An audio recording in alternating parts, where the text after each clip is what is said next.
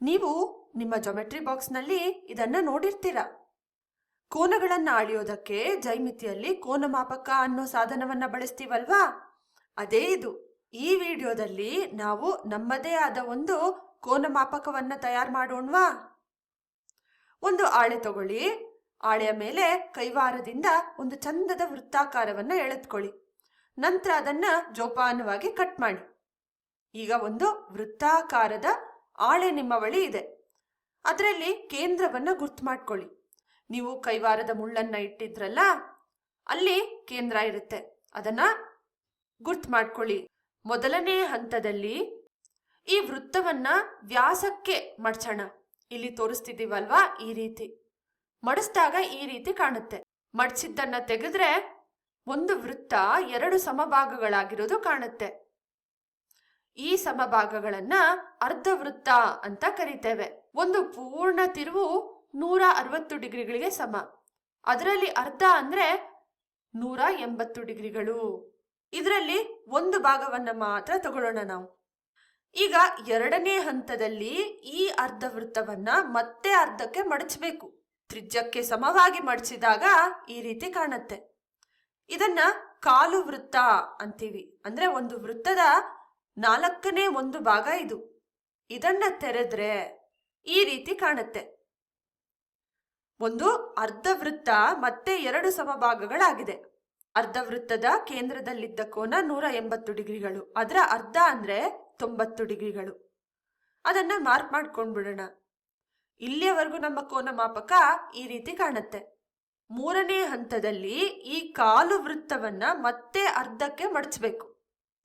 ನಾವು ತೋರಿಸ್ತಾ ಇದ್ದೇವಲ್ವಾ, ಈ ಗುರುತಿನ ಮೇಲೆ ಮಡಚಿದ್ರೆ ನಮ್ಗೆ ಈ ರೀತಿ ಸಿಕ್ಕತ್ತೆ. ಈಗ ಮಡಚಿದ್ದನ್ನ ತೆಗೀತಾ ಹೋಗ್ಬೇಕು.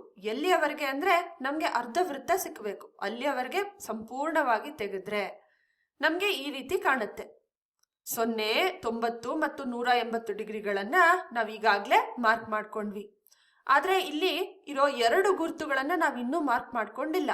ಅಂದ್ರೆ ಇವುಗಳು ಯಾವ ಕೋನಗಳನ್ನ ಪ್ರತಿನಿಧಿಸುತ್ತೆ ಅಂತ ನಾವಿನ್ನೂ ಕಂಡುಹಿಡಿಬೇಕಾಗಿದೆ. ಈ ಚಟುವಟಿಕೆಯನ್ನ ನೀವು ನನ್ನ ಜೊತೆಗೆ ಮಾಡಿದ್ರೆ ನೀವು ಗಮನಿಸಿರ್ತೀರಾ, ಪ್ರತಿ ಹಂತದಲ್ಲಿ ನಾವು ಕೋನಗಳನ್ನ 2 ಸಮಭಾಗಗಳಾಗಿ ವಿಂಗಡಿಸಿದ್ವಿ.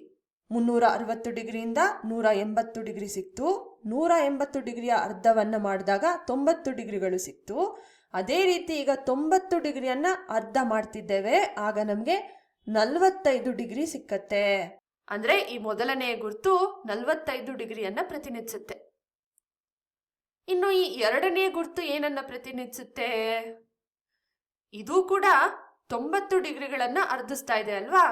ಹಾಗಿದ್ರೆ ಇದು 45 ಡಿಗ್ರಿಗೆ ಸಮವಾಗಿರುತ್ತಾ? ಯೋಚನೆ ಮಾಡಿ ನೋಡಿ. ಈ ಒಂದು ಗುರುತು 90 ಡಿಗ್ರಿ ಮತ್ತು 180 ಡಿಗ್ರಿಗಳ ನಡುವೆ ಕಂಡು ಬರ್ತಾ ಇದೆ. 90 ಮತ್ತು 180ರ ನಡುವೆ 45 ಇರುತ್ತಾ? ಖಂಡಿತವಾಗ್ಲೂ ಇಲ್ಲ. ಅಂದ್ರೆ ಈ ಕೋನ ಪ್ರಾರಂಭ ಆಗ್ತಾ ಇರೋದು ಬಂದು 90 ಡಿಗ್ರಿಗಳಲ್ಲಿ. ಆದ್ರಿಂದ ಇದು 90 + 45ಕ್ಕೆ ಸಮವಾಗಿರುತ್ತೆ. ಅಂದ್ರೆ 135 ಡಿಗ್ರಿಗಳನ್ನ ಇದು ಪ್ರತಿನಿಧಿಸುತ್ತೆ. ಈ ಚಟುವಟಿಕೆಯಿಂದ ನೀವು ತೆಗೆದುಕೊಳ್ಬಹುದಾದಂತ ತುಂಬಾ ಮುಖ್ಯವಾದ ಪರಿಕಲ್ಪನೆ ಏನು ಗೊತ್ತಾ? ಈ ಗುರುತುಗಳು ಅದರ ಮೂಲ ಕೋನಗಳನ್ನ ಅರ್ಧಕ್ಕೆ ವಿಂಗಡಿಸ್ತಿತ್ತು. ಒಂದು ಕೋನವನ್ನ 2 ಸಮಭಾಗಗಳಾಗಿ ವಿಂಗಡಿಸುವ ಕಿರಣವನ್ನ ನಾವು ಕೋನ ದ್ವಿಭಾಜಕಗಳು ಅಂತ ಕರಿತೇವೆ. ಅಂದ್ರೆ ಈ ಚಟುವಟಿಕೆ ನಿಮ್ಮದೇ ಆದ ಕೋನ ಮಾಪಕವನ್ನ ತಯಾರು ಮಾಡ್ಕೊಳ್ಳಿಕ್ಕೆ ಸಹಾಯ ಮಾಡೋದಲ್ಲದೆ ಕೋನ ದ್ವಿಭಾಜಕಗಳ ಬಗ್ಗೆ ಅರ್ಥ ಮಾಡ್ಕೊಳ್ಳಿಕ್ಕೆ ಕೂಡ ಸಹಾಯ ಮಾಡಿದೆ ಅಂತ ಭಾವಿಸ್ತಾ ಮುಂದಿನ ವಿಡಿಯೋದಲ್ಲಿ ಭೇಟಿ ಮಾಡ್ತೇನೆ.